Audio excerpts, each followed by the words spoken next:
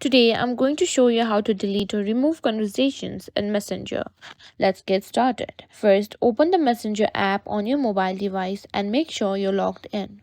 Now, to find your secret conversation, tap on your profile in the top left corner and select Secret Conversations. If you cannot find it, you can simply find it by searching the conversation of the person you have secret conversation with. Find the conversation you want to delete, and to delete, simply you need to do is scroll and swipe and tap on more and simply click on delete conversation.